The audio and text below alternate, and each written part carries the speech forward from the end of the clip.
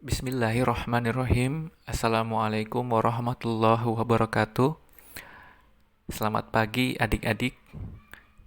Semoga di hari yang cerah ini adik-adik semua mendapatkan nikmat sehat dan juga nikmat keberkahan serta bermanfaat dalam aktivitasnya, khususnya bermanfaat bagi orang di sekitar kita, orang tua kita, dan saudara-saudara kita.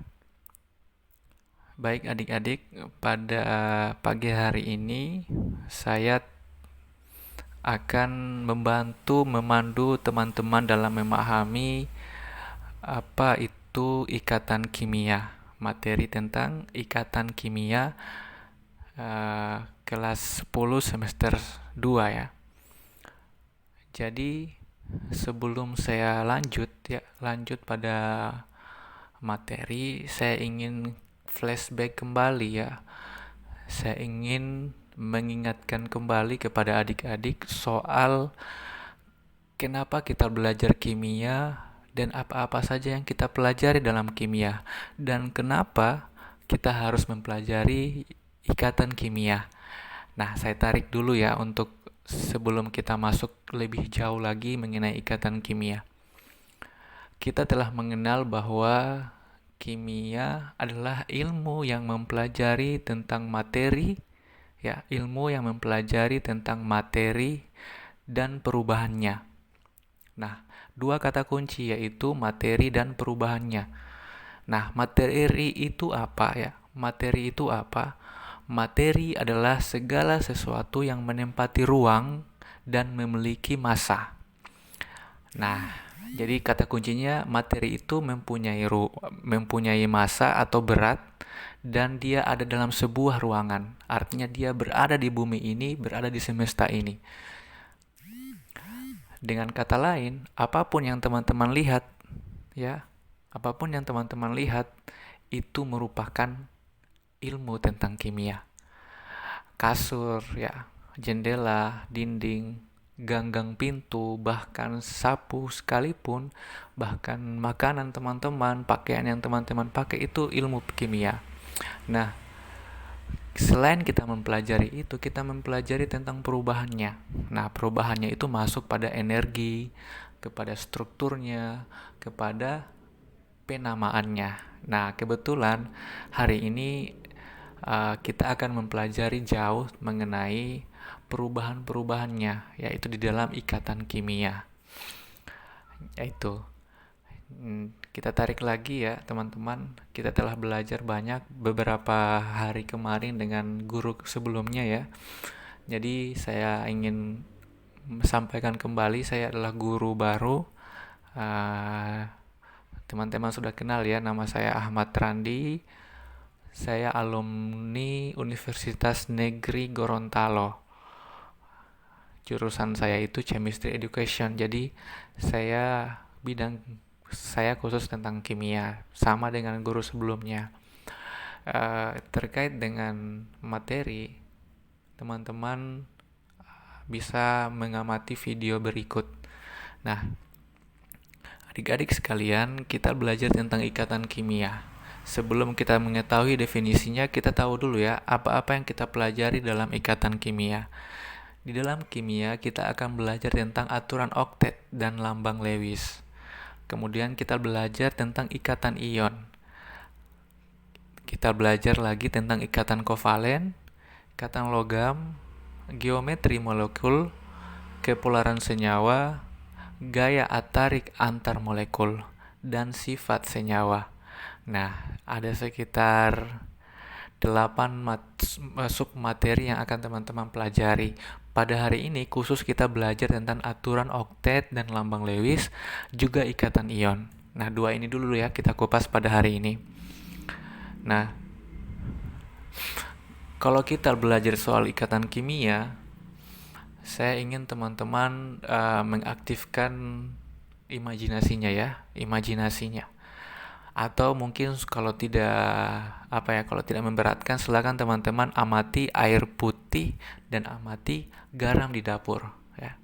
Yang punya yang lagi di rumah silakan ke belakang ya, ke dapur, lihat garam dan juga lihat air. Nah, garam itu memiliki unsur kimia, yaitu nama unsur kimianya adalah natrium klorida, yaitu NaCl. Sedangkan air itu memiliki nama kimia hidrogen oksigen ya. Bisa dilihat ya, memiliki dua senyawa, yaitu senyawa NaCl tadi, Na dan Cl, dan juga kalau ini ada hidrogen dan juga oksigen untuk air.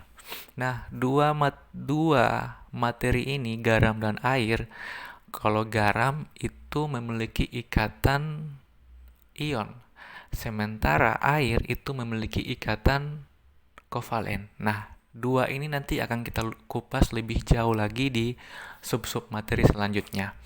Pada hari ini kita belajar khusus untuk ikatan ion tadi, kita pelajari dulu garam ini ya. Kita pelajari dulu garam di dapur kita. Nah, pada umumnya adik-adik kita bisa lihat kembali di slide ya. Di alam itu tidak ditemukan senyawa alami unsur-unsur gas mulia. Jadi unsur-unsur gas mulia itu sangat sulit ditemukan di alam. Itu menurut teori Lewis dan Kossel ya. Kestabilan gas mulia berkaitan dengan konfigurasi elektron. Nah, konfigurasi elektron telah kita pelajari di materi sebelumnya. Saya yakin teman-teman bisa mengikutinya ya. Kalau belum, saya ulas kembali. Gas mulia stabil karena memiliki konfigurasi elektron penuh. Nah, apa konfigurasi elektron penuh itu? Nah, ini saya ambil contoh unsur dari gas mulia. Ada He, Ne, Ar, Kr, Xe, dan Rn. Kalau kita itu biasanya jadikan ini sebuah kalimat panjang biar kita hafal ya. Heran nenek Arman karena selalu rindu. Nah, He itu dia meliputi ya, kita masuk ke konfigurasi elektronnya. Itu ada nomor atom ya, kita bisa cek di sistem periodik unsur ya. Kemudian ada kulit elektron. Nah, kulit elektron itu ada K, L, M, N, O, dan P. Nah, kalau K itu maksimalnya kulitnya itu sampai 2. Kalau L itu dia 8. Kalau M dia bisa 8 sampai 18. Itu tergantung kondisi yang ada dalam gas yang ada dalam unsur. Kemudian N itu 8 sampai 32, O pun sama 8 sampai 18 sampai 32 sampai 54. Ada juga P ya. Jadi cuman dua yang penting di sini untuk mengetahui aturan-aturannya. Ini memiliki elektron valensi yang penuh ya, 2, 8, 8, 8 dan seterusnya. Nah, 2 itu apa? 2 itu adalah aturan duplet ya. Duplet, jadi ingat duplet kalau untuk 2. Sementara oktet itu dia 8 ya. Jadi aturan duplet 2 dan aturan oktet itu 8. Nah, yang kita pelajari selanjutnya adalah aturan oktet atau duplet ya. Ini aturan untuk mencapai kestabilan. Nah, untuk stabil ternyata itu ada aturannya. Nah, nanti kita pelajari lagi di slide selanjutnya. Untuk mencapai kestabilan, unsur dari golongan lain cenderung membentuk konfigurasi elektron seperti gas mulia. Jadi, semua unsur untuk mencapai kestabilan, dia harus sama, elektron valensinya harus sama dengan gas mulia. Nah, elektron valensi tadi yang dimaksud adalah yang ini ya. Oke, kita lanjut. Nah, biasanya ya, sebelum saya lanjut ya, biasanya di dalam sebuah unsur itu ada unsur logam dan unsur non logam. Nah, unsur logam itu golongan 1A, golongan 2A. Nanti teman-teman bisa lihat di sistem periodik unsur, kita belajar di materi selanjutnya ya. Di materi sebelumnya juga sudah ada. Kemudian non logam. Non logam itu bisa 6A, 7A, itu non logam. Nah, Unsur-unsur logam itu biasanya dan aturannya dia harus melepas elektron. Sementara unsur-unsur non logam itu menerima elektron. Maksudnya apa? Kita lihat contoh ya.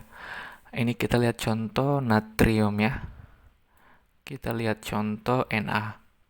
Nah, Na ini memiliki nomor atom 11.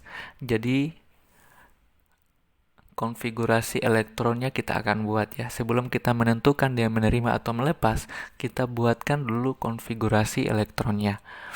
Kalau dia 11 berarti dia konfigurasi elektronnya ini 11 ya, Na.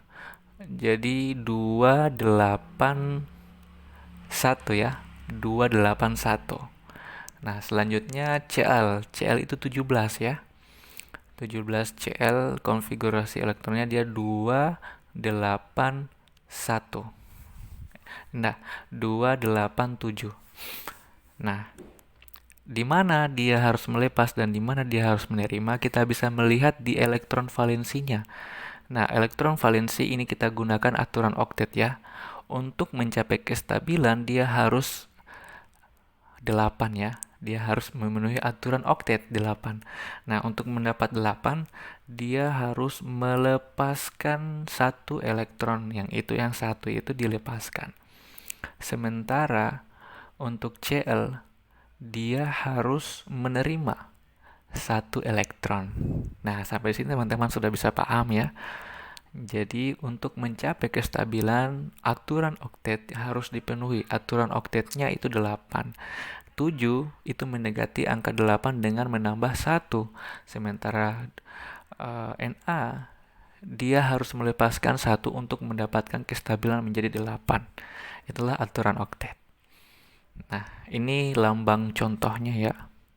Na plus itu maksudnya dia sudah melepaskan 1 elektron ya, dengan ditandai elektronnya dilepas emin ya. Kemudian ini Cl tambah ini untuk yang menerima elektron ya. Ini bentuk ya, bentuk rumus kimia untuk yang menerima elektron, dan juga ini untuk yang melepas elektron. Nah, kita belajar tentang lambang Lewis. Ini juga penting ya, untuk mempelajari jauh mengenai ikatan ion, kita harus tahu mengenai lambang-lambang Lewis. Lambang Lewis itu apa? Lambang Lewis itu adalah lambang atom disertai elektron valensinya. Lambang atom yang disertai dengan elektron valensinya. Nah, elektron valensi itu dinyatakan dengan titik-titik atau tanda silang. Ini ya, teman-teman bisa lihat. Ini titik-titik yang menandakan elektron valensinya. Kalau lithium itu elektron valensinya 1 ya. Kalau Be ya, beririum itu elektron valensinya 2. Begitupun ya, Na yaitu elektron valensinya 1, Mg elektron valensinya 2. Nah, seperti ini contohnya lambang Lewisnya. Nah, kita lihat contoh ya. Nah, dari semua yang kita pelajari sebelumnya tadi, kita bisa mendefinisikan apa itu ikatan kimia. Ikatan kimia adalah gaya tarik-menarik antara dua atom atau lebih membentuk molekul atau gabungan ion-ion sehingga keadaannya menjadi stabil. Jadi ikatan kimia itu untuk menstabilkan molekul yang bergabung. Gitu. Nah, ikatan kimia itu ada 3 macamnya. Ada ikatan ion, ada ikatan kovalen, dan juga ikatan logam. Nah, untuk ikatan kovalen nanti kita pelajari di bab selanjutnya ya. Di bab selanjutnya itu ada beberapa ya, ikatan kovalen tunggal, rangkap 2, rangkap 3, dan juga ikatan koordinasi. Ikatan ion, kita pelajari hari ini khusus ikatan ion ya. Ikatan ion adalah gaya tarik-menarik antara ion yang berbeda muatan. Gaya elektrostatistik yaitu tarik-menarik antara ion yang berbeda, yaitu ion positif dan ion negatif. terbentuk antara unsur logam dan non-logam ya. Jadi kalau unsur logam itu cenderung melepas yaitu positif, dan juga kalau non-logam itu cenderung menerima yaitu negatif. Nah, itu dia ya. Jadi logam melepas elektron, non-logam menerima elektron. Kalau logam itu disebut dengan kation ya. Karena logam bermuatan positif, sementara non-logam itu bermuatan negatif karena dia menerima elektron. Nah, kita ambil contoh ya untuk MgCl2. Nah, MgCl2 sebelumnya kita lihat dulu sistem periodik unsur kita. Di sistem SPU, Mg itu memiliki nomor atom 12 ya. Jadi kalau kita sudah tahu nomor atomnya, kita bisa membuat konfigurasi elektron. Nah, konfigurasi elektronnya untuk Mg, kita pilih dulu ya, Mg baru Cl. Untuk Mg itu 12. Jadi konfigurasi elektronnya 282. Jadi untuk mencapai kestabilan, dia harus melepas 2 elektron dari kulit terluarnya, yaitu 2 dilepas. Menjadi Mg, lambangnya adalah positif ya, 2 plus. Nah, disebut sebagai kation. Sedangkan Cl17 itu 287. Ya, nomor atom yang 17 itu cenderung menerima 1 elektron dalam kulit terluarnya. Jadi dia menerima jadi 288. Jadi Cl min. Cl min itu, tanda negatif ini bermaksud adalah dia menerima 1 elektron, sementara 2 plus ini dia menerima dia melepas 2 elektron. Disebut anion. Dan kita setelah dikonfigurasi elektron, kita buat lambang Lewisnya. Nah, lambang Lewis untuk Mg sebelum dilepaskan itu ada 2 elektron valensinya ya. Jadi 2 kita bikin. Kemudian untuk Cl itu ada sekitar 7 ya. 7. Ya, kita buat jadi 7. Seperti itu. Ini lambang Lewisnya. Jadi sedikit saya jelaskan teman-teman. Karena yang didapatkan oleh Mg itu melepas 2 elektron, sementara Cl ini hanya menerima 1 elektron. Jadi untuk satunya lagi itu kita kalikan saja, kita buat jadi 2 Cl-nya. Jadi MgCl2. Jadi Cl-nya itu ada 2 yang dimasukkan elektronnya, valensinya ke Cl. Seperti ini. Nah, ini Mg1, Cl2, Mg-nya cuma 1, Cl-nya 2, karena cenderung untuk mencapai kestabilan, dia harus melepaskan 2 elektron di masing-masing unsur yang ada. Jadi Mg2+, ya, 2+ artinya itu melepas 2 elektron dan 2 Cl-. Itu rumus molekulnya menjadi MgCl2. Nah, sampai di situ mungkin pelajaran kita mengenai ikatan kimia pada hari ini. Nanti kita latihan soal di video selanjutnya.